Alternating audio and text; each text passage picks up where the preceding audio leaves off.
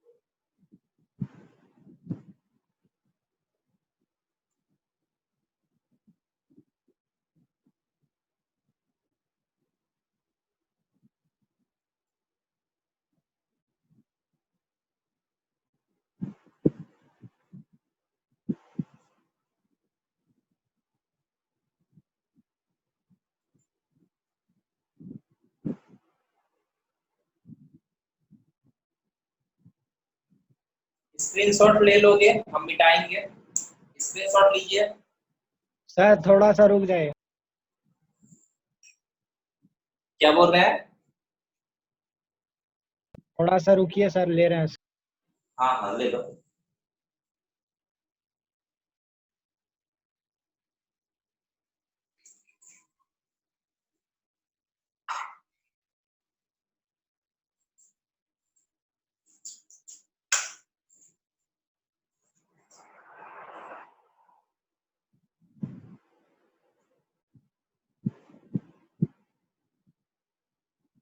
मिटा दे।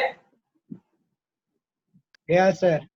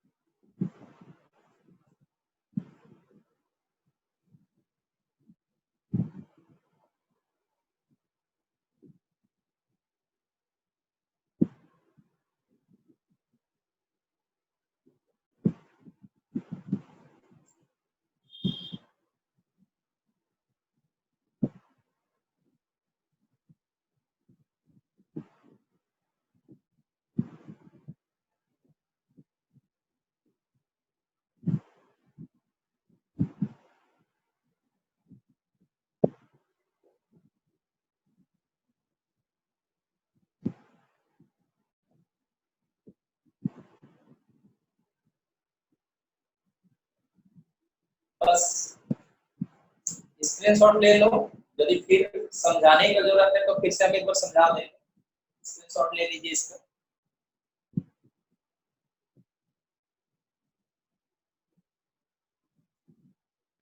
सर वहाँ पे क्या लिखे हैं? रोटेटिंग विथ दी, उसके बाद Keeps rotating with the axle, AXLE। Axle मतलब जो रॉड जुड़ा होता है, एक्सल भी घूमने लगता है।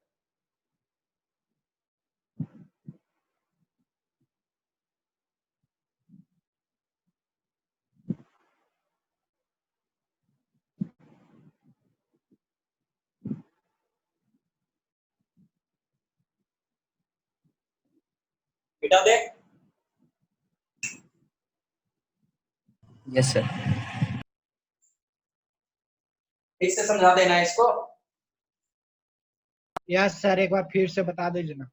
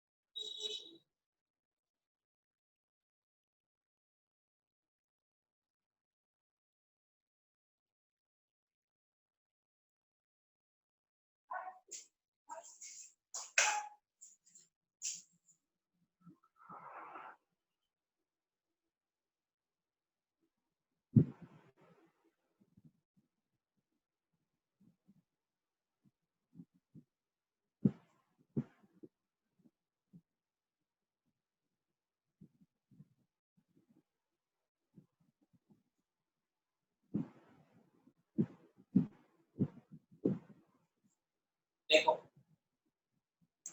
ध्यान दोगे, एक यू शेप मैग्नेट है, मैग्नेट कुछ इस तरह का है, ये नॉर्थ पोल और ये साउथ पोल, एक रेक्टेंगुलर कॉइल रखा गया A B C D, rectangular coil है जिसमें करंट का डायरेक्शन क्या है देख लो, ए बी में करंट का डायरेक्शन ये है, सी डी में करंट का डायरेक्शन ये है, ठीक है। तो याद करना, आप एक थ्योरी पढ़े हुए हो कि when a current carrying conductor is kept in a magnetic field, it experiences a force. Current carrying conductor को यदि मैग्नेटिक फील्ड पे रखेंगे तो फोर्स लगेगा। फोर्स का डायरेक्शन क्या होगा, तो हम लोग Fleming's left hand rule apply करेंगे। मैग्नेटिक फील्ड के डायरेक्शन में रखेंगे, करंट के डायरेक्शन में रखेंगे, तो ये फोर्स का डायरेक्शन बताएगा, ठीक है। तो देखो सीडी में किधर फोर्स लगेगा, तो क्या देख रहे हैं, मैग्नेटिक फील्ड है नॉर्थ टू साउथ, करंट का डायरेक्शन देख लो नीचे की ओर, तो फोर्स किधर लग रहा है, देख लो थंब आउटसाइड, सीडी पे फोर्स किधर लग रहा है, आउटसाइड। कोई दिक्कत इसमें, इसमें कोई दिक्कत है तो बताओगे। मैग्नेटिक फील्ड सीडी में, करंट नीचे, फोर्स किधर, आउटसाइड, समझ सर गए। पेज में बताए तो पेज में कहाँ लाएगा सर, किसमें, पेज पेज पेज कॉपी पर आएगा ना सर।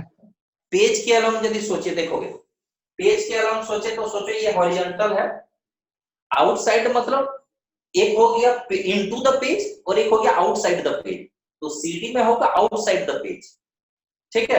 आप सोचो कि ये हॉरिजॉन्टल है, हॉरिजॉन्टल है तो भी तो आप बोलोगे ना नॉर्थ साउथ है, करंट का डायरेक्शन किधर होगा, पेज जब होगा तो टुवर्ड्स यू, पेज में ऐसे रखे हुए सीडी आपकी ओर होगा टुवर्ड्स यू, तो देख लो टुवर्ड्स यू रखे तो क्या होगा, फोर्स किधर लग रहा है, ऊपर की ओर, मतलब आउटसाइड द पेज। कोई दिक्कत, नो सर, ठीक है। और AB में इनटू द पेज होगा, यदि हम वर्टिकल रखे हैं तो होगा इनसाइड, देख लेते हैं। ये था CD के लिए, इसको पलट दो AB के लिए हो जाएगा, देख लो मैग्नेटिक फील्ड के डायरेक्शन में, ये करंट के डायरेक्शन में, तो थंब किधर है देख लो अंदर की ओर, तो इस पे फोर्स किधर लगेगा, इनसाइड, तो AB पे फोर्स लग रहा है इनसाइड और CD पे फोर्स लग रहा है आउटसाइड। तो हम क्या बताए थे कि दो forces equal in magnitude but opposite in direction रहे तो इसको हम लोग बोलते हैं कपल ऑफ मोमेंट।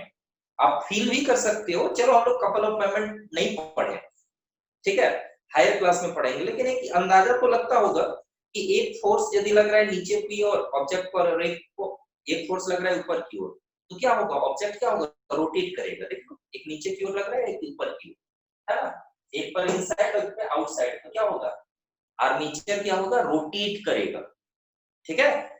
तो इस कारण से जब दो फोर्सेस लग रहा है equal in magnitude but opposite in direction, तो ये क्या कराएगा, आर्मेचर को रोटेट कराएगा।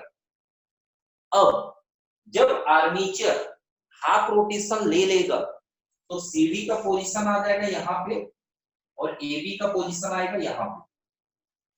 उसी समय क्या होता है, हाफ रोटेशन के बाद क्या होता है, S1 और S2 भी अपना पोजीशन चेंज करता है।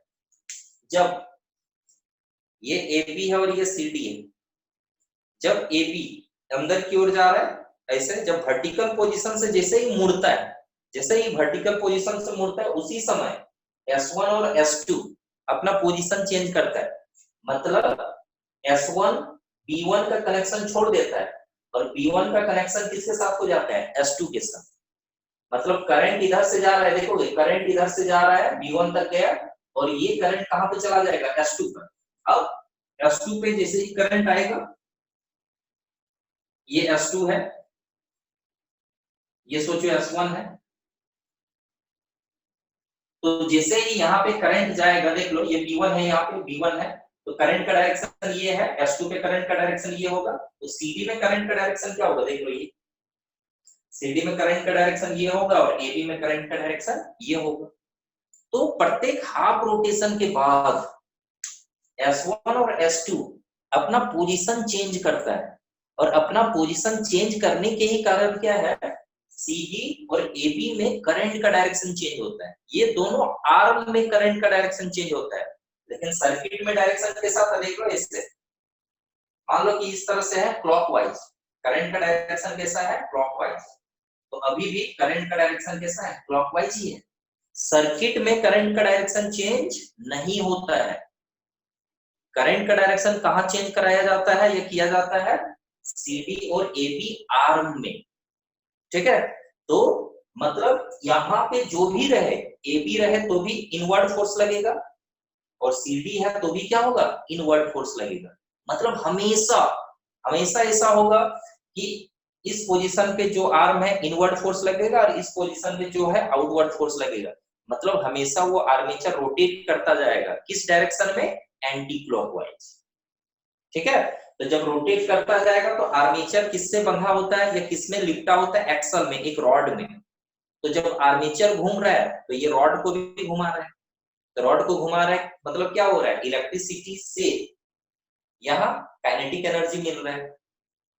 तो यहाँ पे यदि ब्लेड लगा दिया जाए, एक्सल में ब्लेड लगा दिया जाता है, तो पंखा का ब्लेड घूम रहा है मतलब हवा दे रहा है।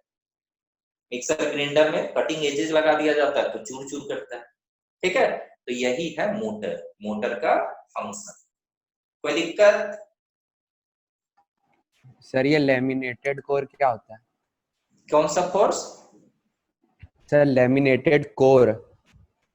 अच्छा, लेमिनेटेड कोर कहने का मतलब क्या है, जैसे इसको जो लिपटा जाता है, देखोगे जो वायर्स वगैरह लिपटा होता है तो उसका कोर जो होता है, कोर बिल्कुल मेटल का पूरा प्लेट जैसा नहीं होता है, वो लेमिनेटेड होता है, मतलब उसमें इंसुलेटिंग कवरिंग होता है, ठीक है। और एक आगे चल के पढ़ोगे, यहाँ पे तो डिटेल हम लोग नहीं पढ़ रहे हैं, यदि ऐसा नहीं होगा तो ईडी करंट फ्लो होगा कोर पे, तो क्या है नहीं है बहुत कुछ होगा वहां पे, तो ये सब चीज अभी हम लोग छोड़ते हैं, ठीक है। तो लेमिनेट किया गया है मतलब इंसुलेट किया गया है, ठीक है। Yes sir, yes sir. और सर इसमें बोलता है ज्यादा स्पीड घुमाने के लिए इसमें सॉफ्ट आयरन कोर के ऊपर कर दो तो होगा सर, कैसे सॉफ्ट आयरन कोर के ऊपर ये कैसे हो पाएगा? मतलब सर इसमें दिया था एस्चान में कि ज्यादा स्पीड अगर घुमाना है तो उसको सॉफ्ट आयरन कोर के ऊपर फोर्स को बढ़ाएंगे, ये फैक्टर तो काम नहीं देगा, साइन थीटा, ये तीन चीजों को बढ़ाएंगे। मैग्नेटिक फील्ड बढ़ाएंगे करंट का, वो मैग्नेटिक फील्ड बढ़ाएंगे, मैग्नेट का करंट का अमाउंट बढ़ाएंगे, और एल लेंथ बढ़ाने का मतलब क्या है, नंबर ऑफ टर्न्स बढ़ाएंगे, और नंबर ऑफ टर्न्स बढ़ा सकते हैं कॉइल का, और एरिया भी बढ़ा सकते हैं। इस तरह से क्या होगा, ज्यादा फोर्स एक्सपीरियंस होगा, इनवर्ड फोर्स ज्यादा होगा, आउटवर्ड फोर्स भी ज्यादा होगा। इस कारण से क्या है कि जब ज्यादा फोर्स एक्सपीरियंस होगा तो उसका स्पीड भी क्या होगा, ज्यादा होगा, रोटेशनल स्पीड बढ़ेगा। सर रेक्टेंगुलर कॉइल एक किस में छोटा है एक किस में बड़ा, तो किस में ज्यादा होगा? देखो इसका तो कॉम्बाइंड इफेक्ट होगा। अब आप बोलोगे कि एक में छोटा है लेकिन करंट बहुत बड़ा कर दिया, बहुत ज्यादा अमाउंट नहीं का सर, और सब सेम है, कांस्टेंट। वो सब यदि सेम होगा तो रेक्टेंगल जिसका बड़ा है, रेक्टेंगल जिसका ज्यादा है, नंबर ऑफ टर्न्स भी कांस्टेंट रखते हो, तो रेक्टेंगल का एरिया जिसका ज्यादा है उसमें फोर्स ज्यादा लगेगा, मतलब स्पीड उसका ज्यादा होगा, ठीक है। Yes yes sir. चलो ठीक है, ये तो फिगर आप ऐसे पहले भी हम बताए हुए हैं, यदि फिर भी स्क्रीनशॉट लेना है ले लो। फिगर से किसको बनाना है, ये समझाने के लिए था, ये बनाना नहीं है।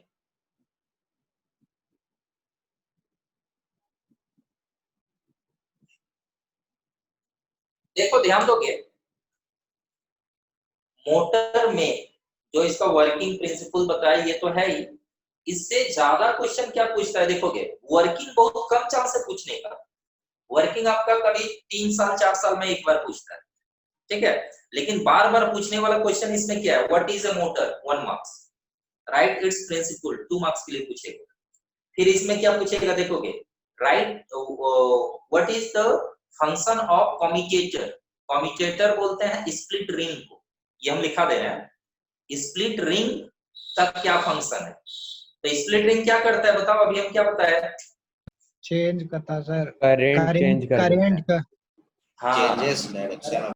करंट का डायरेक्शन को चेंज करता है आर्म में, लेकिन सर्किट में करंट का डायरेक्शन सेम बना रहता है। ठीक है, इसलिए जो मोटर हम लोग पढ़ रहे हैं इसको डीसी मोटर बोलते हैं। करंट का डायरेक्शन हमेशा एक ही तरफ रहता है।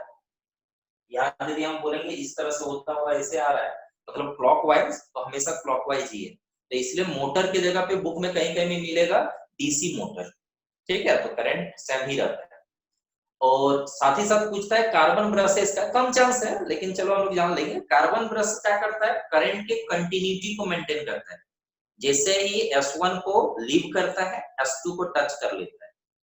ठीक है, और विदाउट बाउंडिंग, वाइंडिंग, मतलब उसमें कुछ कसा हुआ नहीं होता है स्क्रू वगैरह, नहीं तो बहुत सारा वाउंड पड़ेगा और वो टूट जाएगा।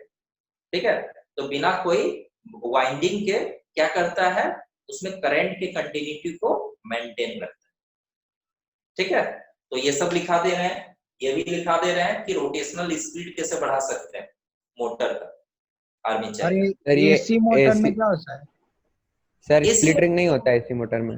मोटर नहीं होता है, जो भी होता है सर डीसी वो भी मोटर। सर एक ही डायरेक्शन में होगा। नहीं, एसी का मतलब होता है अल्टरनेटिंग करंट। अल्टरनेटिंग करंट का मतलब क्या? करंट का डायरेक्शन वेरी करेगा। ठीक है, प्रत्येक हाफ रोटेशन में करंट का डायरेक्शन चेंज कर जाता है। तो मोटर हमेशा सर डीसी ही हो। बोलता है कि डीसी हाँ, मोटर को डायरेक्ट लाइन से नहीं जोड़ो। क्या बोल रहे हो? डीसी जो मोटर आता है सर, उसको हम्म, डायरेक्ट लाइन से नहीं जोड़ो, इस सब बोला और एसी मोटर को जोड़ सकता है, मतलब इस बोला जाता है सर, एसी मोटर को लाइन से जोड़ सकता है, मतलब लाइन से देखो, करेंट सुनो, मोटर जो है ना डीसी मोटर ही होता है। अब आप बोलोगे कि सर डीसी मोटर है तो मेन सोर्स से जो हम लोग करंट लेते हैं तो वो तो अल्टरनेटिंग करंट होता है। तो बहुत ऐसा डिवाइस है जो क्या करता है, डीसी करंट यूज करता है। भले हम एसी दे रहे हैं तो उसमें एक डिवाइस मतलब क्या बोलते हैं होता है, जिसको बोला जाता है रेक्टिफायर।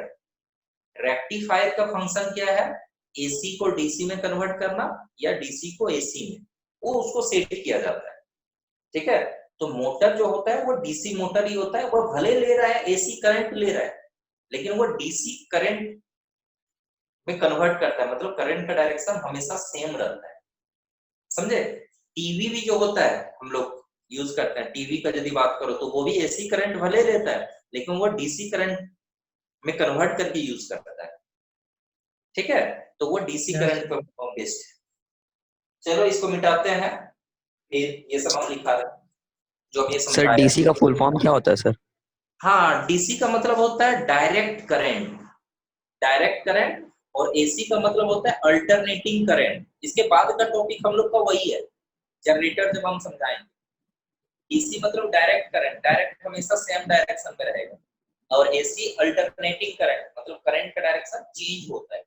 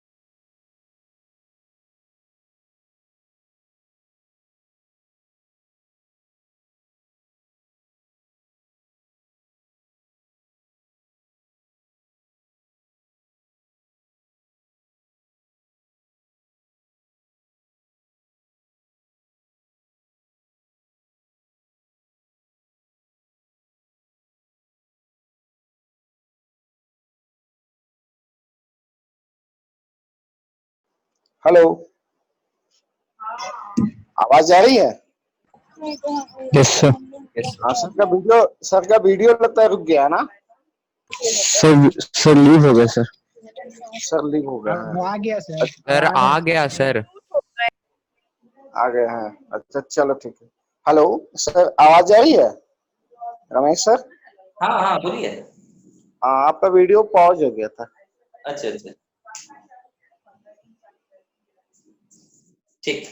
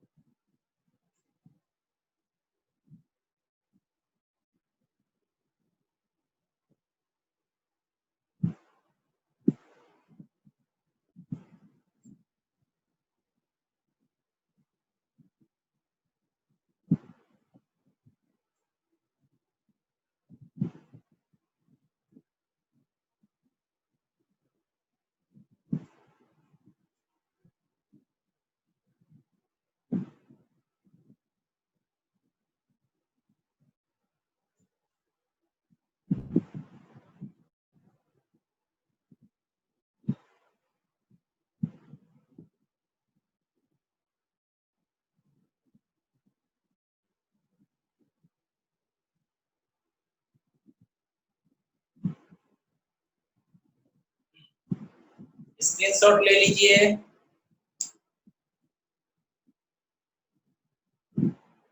ले लिए? Yes sir. Carbon brush solar से रहने दीजिएगा ना सर, लिख ले रहे हैं सर। दो लो जल्दी लो।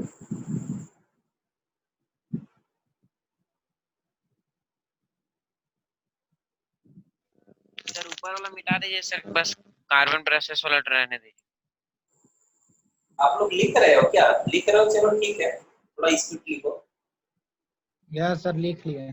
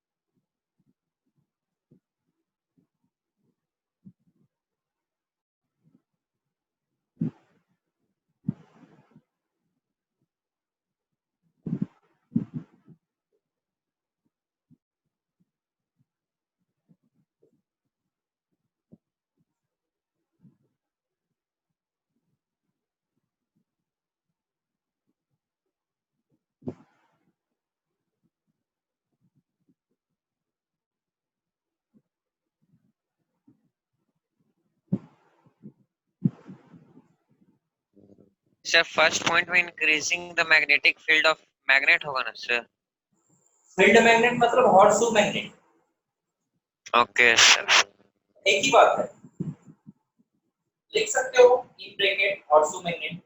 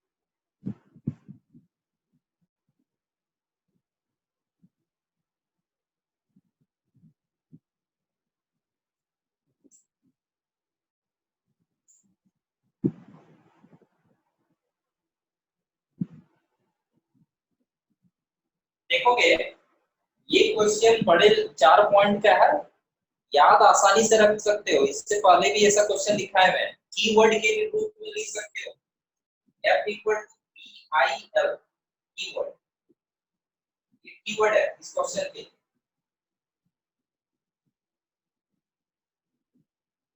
इस क्वेश्चन के लिए ये टर्म याद रहेगा तो हो जाएगा। स्पीड कैसे बढ़ाएंगे? फोर्स बढ़ा के। फोर्स कैसे बढ़ेगा? मैग्नेटिक फील्ड बढ़ा के, करंट बढ़ा के, लेंथ बढ़ा के। लेंथ के लिए दो चीजें कर सकते हैं, नंबर ऑफ टर्न्स बढ़ा सकते हैं या एरिया बढ़ा सकते हैं। ठीक है, तो ये याद रखोगे, चारों पॉइंट याद रह जाएगा। ठीक है, मिटा दे। नंबर ऑफ टर्न्स सर कहाँ टर्न्स होता है सर? देखो रेक्टेंगुलर कॉइल जो दिखाया है उसमें सिर्फ एक टर्न नहीं होता है, बहुत सारा टर्न होता है। पंखा खोले होंगे और देखे होंगे तो उसमें कॉइल जिसको बोला जाता है उसमें देखो। हाँ सर। और सिर्फ एक कॉइल नहीं होता है, एक रेक्टेंगुलर कॉइल नहीं होता है, एक हुआ उसके बगल में दूसरा है, उसके बगल में तीसरा है, बहुत सारा कॉइल है। ये हम लोग ये क्या है, वर्किंग समझे, पूरा का पूरा डायग्राम थोड़ी है। ठीक है, तो मान लो कि 5 या 10 कॉइल है, तो 10 कॉइल के कारण स्पीड भी ज्यादा है, फोर्स भी ज्यादा लग रहा है। तो फोर्स ज्यादा लग रहा है तो स्पीड भी ज्यादा होता है। ठीक है, हाँ। तो ये सर सब नंबर ऑफ टर्न एक ही स्प्लिट से ज्वाइन होता है, एक ही रिंग से ज्वाइन होता है। Repeat the sir question. Number of turn आप बोल रहे हैं सर बहुत सारा रहता है, तो सब एक ही रिंग से ज्वाइन रहता है, S1 S2 से। नहीं, जितना कॉइल होगा, मान लो कि एक कॉइल है तो 2 स्प्लिट रिंग रहेगा, 2 रहेगा तो 4 होगा, जितने कॉइल उसका डबल स्प्लिट रिंग होगा। एक्चुअल में उसमें देखोगे होता है क्या है। ठीक है, इसका एक वीडियो क्लास वगैरह चलता है तो इसमें प्रोजेक्टर से दिखाते हैं वीडियो, देखोगे स्प्लिट रिंग में मान लो कि ऐसा दिख रहा है। तो जब 4 एक कॉइल ऐसे है तो 2, एक कॉइल इस तरह से है, मान लो कि जिस तरह से है, एक दूसरा कॉइल है, तो उसके अनुसार क्या होता है, स्प्लिट रिंग 4 हो गया, मतलब ये कंप्लीट जो है ये 1/4 हुआ, ये भी 1/4, ये 1/4, ये 1/4, 4 हो गया। मतलब एक पूरा सर्कुलर पार्ट 4 पार्ट में बटा हुआ है। यदि 3 हो गया रेक्टेंगुलर कॉइल, तो रेक्टेंगुलर कॉइल 3 हुआ तो वो 6 पार्ट में बटा हुआ, 1 2 3 1 2 3, 6 पार्ट में बटा हुआ। ठीक है, तो इस तरह का होता है। ये क्यों होता है सर ऐसा? देखो एक कॉइल में जो करंट का डायरेक्शन चेंज हो रहा है आर्म में AB और CD, उसके लिए 2 स्प्लिट रिंग चाहिए, उसका दोनों का कनेक्शन चेंज हो रहा है। तो जितना कॉइल होगा उसका double number of split rings होगा। ठीक है, ऐसा है। आप इसको देख सकते हैं, YouTube में वीडियो देख सकते हो। ठीक है, कि वर्किंग ऑफ मोटर, और बहुत बड़ा नहीं, 4-5 मिनट का वीडियो दिखेगा, वो चाहो तो आप देख सकते हो। जैसा हम बोल रहे हैं आपको उसी ढंग का मिलेगा देखने को। ठीक है, स्प्लिट रिंग कई पार्ट में बटा हुआ होता है, डिपेंड करता है नंबर ऑफ कॉइल्स कितने। ठीक है, मिटा देंगे। सर वहाँ पे टर्न्स लिखना है sir, turns of wire in rectangular coil. हाँ, सर एक रेक्टेंगुलर कॉइल सर ABCD है, तो सर उसके ऊपर टर्न्स कैसे रहता है सर, उसी के ऊपर में सर? ABCD हम नाम दिए हैं, कोई दूसरे बुक में PQRS दे सकता है, इसलिए यहाँ हाँ सर नाम वो दे। तो जान रहे हैं सर, मतलब उसके ऊपर सर वायर का टर्न्स कैसे रहता है? वायर का टर्न कैसा होता है? हाँ सर। वायर का टर्न तो वैसे ही होता है, सिंपल, इस तरह से कई टर्न है, ओके सर। कनेक्शन होगा इसके साथ, ओके सर। करंट के सोर्स के साथ कनेक्शन रखेगा। इस तरह से स्प्लिट रिंग है, पहले करंट आया कार्बन ब्रश में, उसके बाद स्प्लिट रिंग पे जा रहा है, फिर वहां से जाएगा कॉइल पे करंट। ठीक है,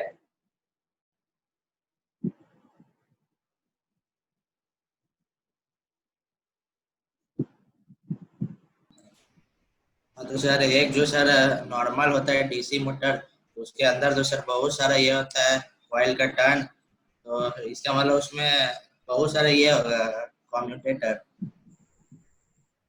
फिर से बोलो, आवाज नहीं आ रही है। एक सर जो छोटा सा डीसी मोटर होता है, उसके अंदर तो कॉइल का बहुत सारा ये होता है टर्न, तो उसमें तो उतना ज्यादा ये नहीं होता है कम्यूटेटर। देखे हैं खोल के तो दो ही तो रहता है बस। क्या क्या नहीं रहता है? Commutator, split ring. नहीं नहीं नहीं होता है, कहने का मतलब क्या है वो देखना ना, उसको अंदर से इस तरह से सेट होता है ना कि वो कई पार्ट पार्ट में डिवाइड होता है, वही कम्यूटेटर का काम कर रहा है। ठीक है, वही कम्यूटेटर का काम करता है। ठीक है, वो जो सर्कुलर रिंग है उसी के अंदर कुछ इस तरह से मैकेनिज्म किया होता है कि वो कम्यूटेटर का काम करता है। ठीक है, कई पार्ट में बटा होता है वो। ये सब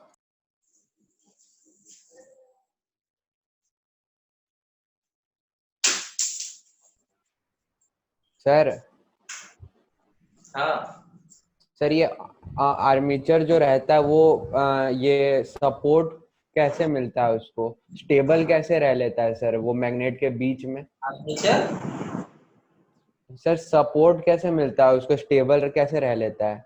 अच्छा देखो, उसके लिए पूरा क्या बोलते हैं सेटअप किया जाता है, जिस तरह से भी स्क्रू वगैरह कसा जाता है, सारा चीज वैसा है वो किया जाता है। हम लोग सिर्फ यहाँ पे मेन पार्ट्स पढ़े, इस तरह से अरेंज होगा वो सब नहीं पढ़े। वो तो पूरा टेक्नोलॉजी, आप हो सकता है टेक्निकल हैंड वालों की डिटेक्ट कर रहे हो, इलेक्ट्रॉनिक ब्रांच लेके कर रहे हो, तो वहां जाना। यहाँ हम लोग सिंपल डायग्राम और वर्किंग समझ रहे हैं, समझे? तो वो सेट होगा, सारा चीज कहाँ कैसे अरेंज होगा वो सब हम लोग नहीं पढ़ रहे हैं अभी, वो सब धीरे धीरे आगे पढ़ोगे। जैसे 12 में भी ये सब नहीं दिया है, मैकेनिज्म से दिया है, बाकी कौन कैसे सेटअप होगा वो तो वो सब जब टेक्निकल पे आओगे, मतलब उसी पर काम करोगे तब पढ़ो, समझे? Yes sir.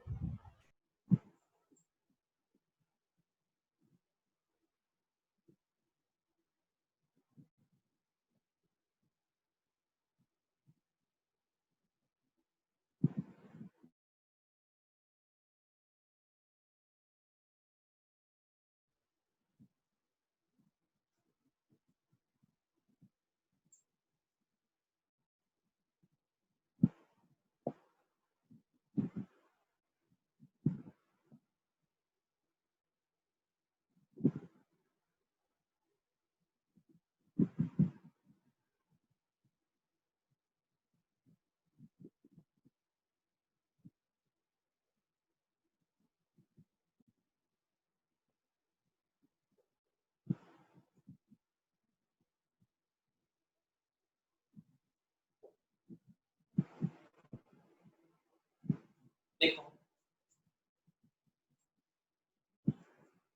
एक नया टॉपिक अब हम लोग पढ़ने वाले हैं, इलेक्ट्रोमैग्नेटिक इंडक्शन। ठीक है, और ये जो हम लोग टॉपिक पढ़ने वाले हैं इसी पर बेस्ड है जनरेटर का प्रिंसिपल एंड वर्किंग। ठीक है, तो देखो ये इलेक्ट्रोमैग्नेटिक इंडक्शन जो है एक बोल सकते हो बहुत बड़ा डिस्कवरी है। करंट कैसे जनरेट किया जाएगा ये डिस्कवरी इसीलिए, ठीक है। जो डिस्कवर किया गया था किनके द्वारा, फैराडे के द्वारा, और उन्होंने 2 लॉज भी दिया, ठीक है। There are 2 laws, Faraday's law of electromagnetic induction. देखो उन्होंने क्या पाया, क्या है यहाँ पे देखो,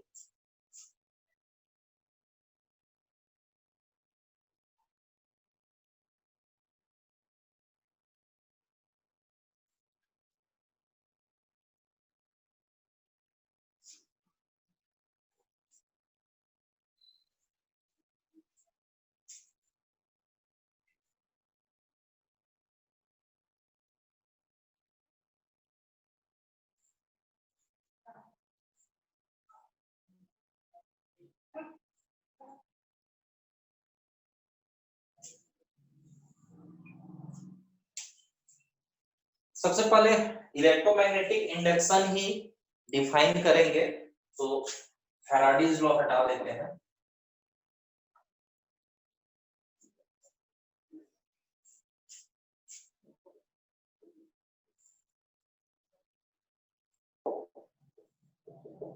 देखो ध्यान देना,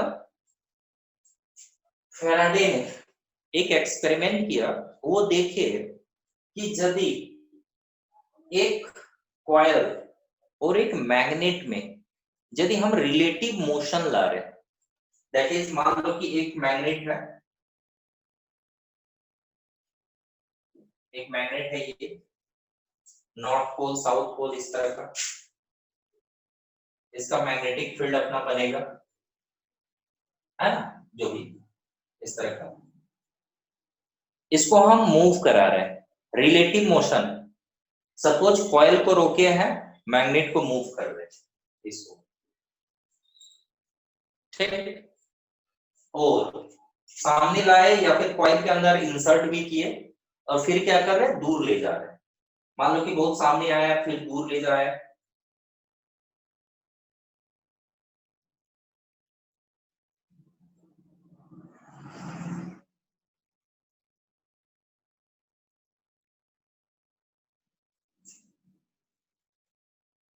ध्यान देना। तो वो पाए कि यदि हम एक कॉइल और एक मैग्नेट में रिलेटिव मोशन लाते हैं तो वो ऑब्जर्व किए कि इसमें करंट जनरेट हो रहा है। ध्यान देना, एक कॉइल हम लिए हैं, एक सोलेनॉइड जैसा शेप का दिखा रहे हैं कॉइल, और इसमें क्या कनेक्ट किया देखो, वो गैल्वेनोमीटर। गैल्वेनोमीटर क्या होता है, गैल्वेनोमीटर एक डिवाइस है जो बहुत लो अमाउंट ऑफ करंट को भी डिटेक्ट कर सकता है। बहुत कम करंट यदि करंट सर्किट में फ्लो कर रहा है तो गैल्वेनोमीटर का जो नीडल है वो डिफ्लेक्ट करेगा, डिफ्लेक्शन दिखाता है। एमीटर का रीडिंग जो होता है कंपैरेटिवली थोड़ा ज्यादा होता है, मान लो कि 0.1 एम्पियर होगा, 0.2 एम्पियर होगा, तभी थोड़ा दिखाएगा, लेकिन बहुत नेग्लिजिबल करंट है, 0.001 एम्पियर करंट है, एमीटर नहीं दिखाएगा। लेकिन गैल्वेनोमीटर का जो नीडल है इसका रीडिंग काफी कम कैलिब्रेटेड होता है, रीडिंग इसका कम भी रहेगा तो भी दिखाएगा, मतलब इसका जो नीडल है वो डिफ्लेक्ट करेगा, बहुत लो अमाउंट ऑफ करंट होगा तो भी। तो अभी हम बताए गैल्वेनोमीटर का फंक्शन कि बहुत लो अमाउंट ऑफ करंट को डिटेक्ट कर सकता है, पहला। दूसरा, करंट का डायरेक्शन भी वह शो करता है। क्या है, कैसे शो करता है कि सपोज करंट का डायरेक्शन ये है, करंट का डायरेक्शन ये है, तो गैल्वेनोमीटर का जो नीडल है वो डिफ्लेक्ट करेगा इधर, और करंट का डायरेक्शन यदि ये रहेगा इधर, तो गैल्वेनोमीटर जो ये न्यूट्रल स्टेट में, नो करंट, तो ऐसा रहेगा। और जब करंट फ्लो कर रहा है तो नीडल कैसा हो जाएगा, इधर। यदि करंट का डायरेक्शन ये है तो इधर हो जाएगा, मतलब ऐसा लगता है कि करंट जिधर फ्लो कर रहा है नीडल को धक्का दे रहा है और उधर वो मूव कर जा रहा है नीडल, ठीक है। तो गैल्वेनोमीटर का 2 फंक्शन है, बहुत लो अमाउंट ऑफ करंट को डिटेक्ट कर सकता है, पहला। दूसरा, करंट के डायरेक्शन को भी ये शो करता है। करंट का डायरेक्शन मान लो इधर है तो रिफ्लेक्शन इधर दिखाएगा, करंट का डायरेक्शन यदि इस ओर है तो डिफ्लेक्शन इधर दिखाएगा। इसका बेनिफिट ये भी है, मतलब अल्टरनेटिंग करंट अभी हम लोग पढ़ने वाले हैं, तो करंट का डायरेक्शन चेंज हो रहा है, इससे हम लोग को पता चल जाएगा। ठीक है, यदि ये सारा सेटअप हमारे पास हो तो हम लोग कर सकते हैं ये एक्सपेरिमेंट। तो फैराडे ने, the experiment is done by Faraday. Faraday ने जब ये एक्सपेरिमेंट किया, ठीक है, तो वो पाए कि यदि एक कॉइल और एक मैग्नेट में यदि रिलेटिव मोशन लाते हैं, तो रिलेटिव मोशन लाने के कारण क्या है कि इसमें करंट,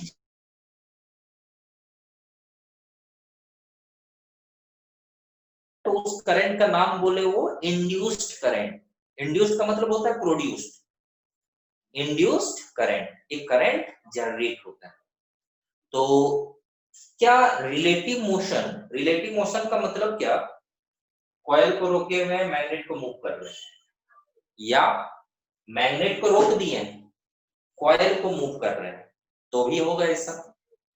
ठीक है, इसके बाद और भी आगे कि रिलेटिव मोशन के कारण यहाँ पे करंट जनरेट हो रहा है कॉइल में, चलो ठीक है। आगे और एक थ्योरी हमारे पास आएगा, या इसका और एक एग्जांपल आएगा कि हम एक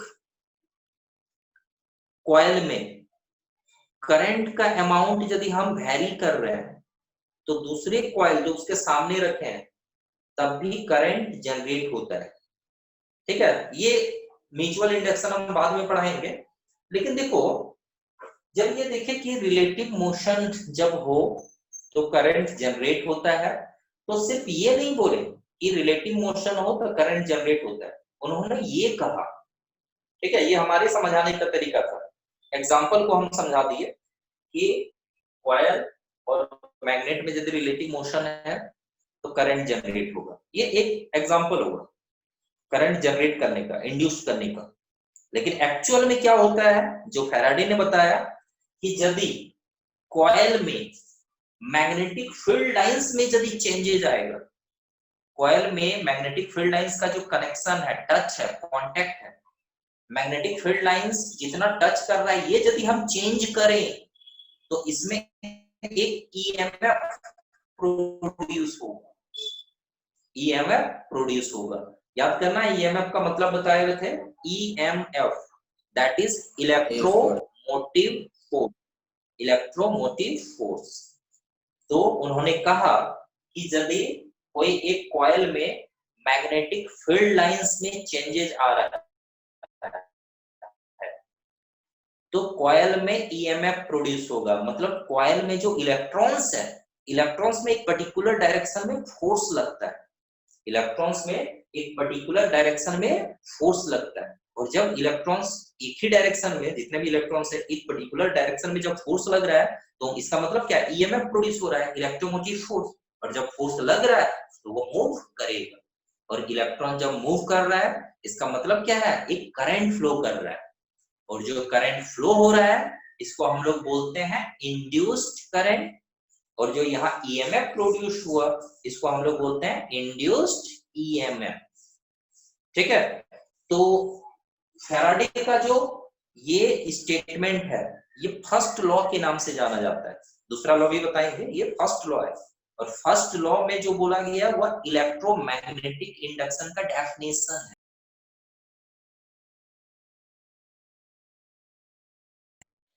मतलब इस फेनोमेनन को ये पूरी घटना को बोलते हैं क्या, electromagnetic induction, electromagnetic induction. I repeat the statement as it is given by Faraday. If there is change in magnetic field lines linked with the coil, there induces an EMF in the coil. As a result, a current is induced. This phenomenon is known as electromagnetic induction.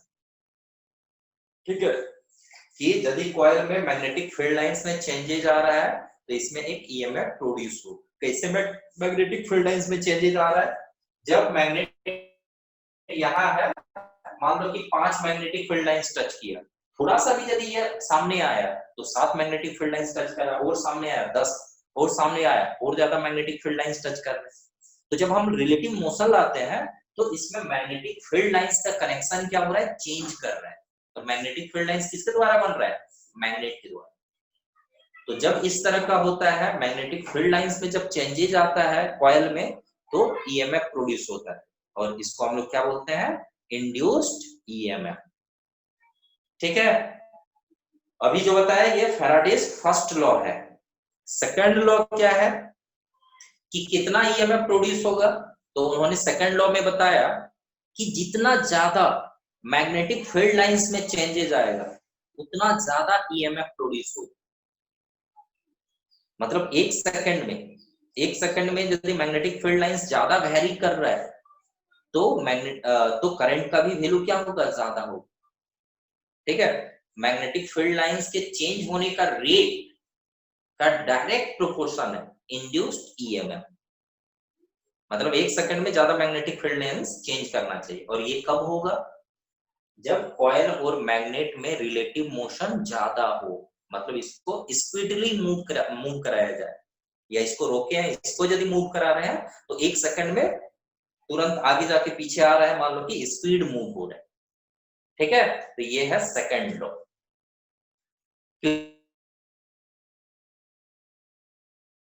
Clear है induction? Sir EMF का SI unit तो volt होता है ना, तो sir current कैसे produce होगा, voltage होना चाहिए। नहीं, देखो ईएमएफ का मतलब क्या बोले, ईएमएफ का एसआई यूनिट वोल्ट है। वोल्ट का मतलब क्या है, एक तरह से वो जूल है।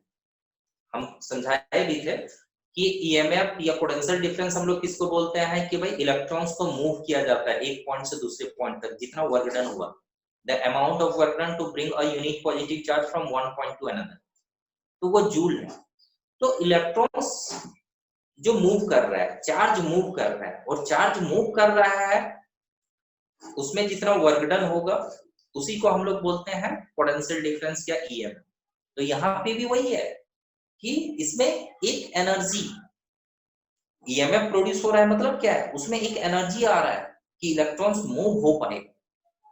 ठीक है, और इलेक्ट्रॉन्स मूव हो रहा है, इलेक्ट्रॉन्स को मूव कराया जा रहा है, तो उस अमाउंट ऑफ वर्क डन को आप जूल में बोलो या वोल्ट में बोलो, लेकिन इलेक्ट्रॉन्स जब मूव कर रहा है तो इलेक्ट्रॉन्स का मूव होना क्या कहलाएगा, करंट। चार्ज का फ्लो होना क्या कहलाएगा, करंट। समझे? तो ये पहले ही हम लोग डिस्कस किए हुए हैं। क्लियर है? Yes sir. और सर इलेक्ट्रॉन मूव करता है तो ईएमएफ आता है कि ईएमएफ के वजह से इलेक्ट्रॉन मूव करता है? नहीं, ये ईएमएफ के वजह से करंट फ्लो करता है। ठीक है, ईएमएफ होगा तो इलेक्ट्रॉन्स मूव करेगा, और इलेक्ट्रॉन्स मूव कर रहा है मतलब करंट फ्लो कर रहा है। ठीक, यस। ठीक है, तो नेक्स्ट क्लास में दिखाते हैं इसको, ताकि फिर से एक बार रिवाइज भी हो जाएगा। अभी जितना भी कुछ बताए, अभी हम बताए इलेक्ट्रोमैग्नेटिक इंडक्शन क्या है ये, और दो लॉ भी बताए फैराडे का। ठीक है, तो नेक्स्ट क्लास में कंटिन्यू करते हैं इसको। ठीक है, इसका स्क्रीनशॉट ले सकते हो ताकि आप नेक्स्ट क्लास में याद रहे कि ये हम लोग पढ़ रहे थे। ले लीजिए स्क्रीनशॉट।